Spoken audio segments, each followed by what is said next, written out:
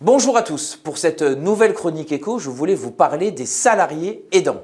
Un salarié aidant, c'est un travailleur qui cumule un emploi salarié avec l'activité que représente l'aide d'un proche.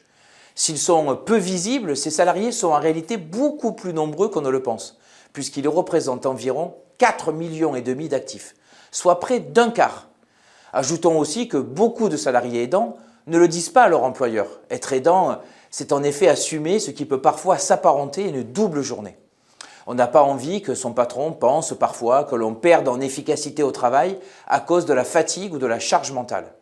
Avec le vieillissement de la population, bientôt il n'y aura plus de raison de le cacher puisque nous serons tous des aidants. Si les aidants sont de plus en plus nombreux, il n'y a pas de manière uniforme de les accompagner.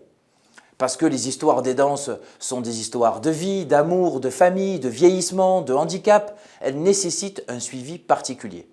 Aussi, à la CFTC, on pense que la question de l'aidance doit se traiter au plus près du salarié, dans son entreprise ou dans la branche. Parce que pour faciliter la vie des aidants, plus que d'un soutien pécuniaire, ce dont ils ont besoin, c'est de flexibilité, de pouvoir aménager leur temps de travail et leurs horaires. À ce titre, le congé proche aidant a été créé.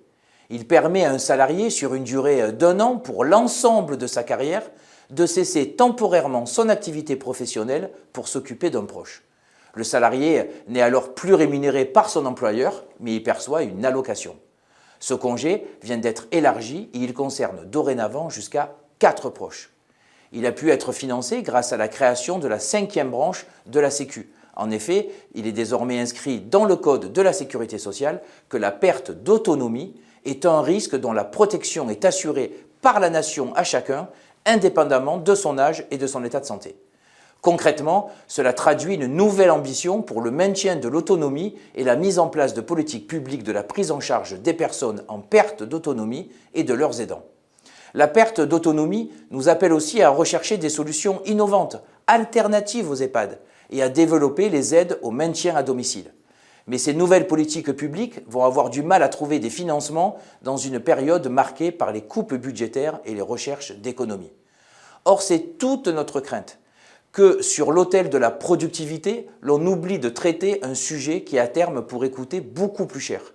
Demain, et même dès aujourd'hui, la gestion des aidants par l'entreprise pourra être un vecteur d'attractivité RH au même titre que la crèche d'entreprise, les jours de RTT ou les congés au-delà des standards obligatoires. Nous, qui définissons comme le syndicat de la famille, nous militerons toujours pour accroître les droits des aidants.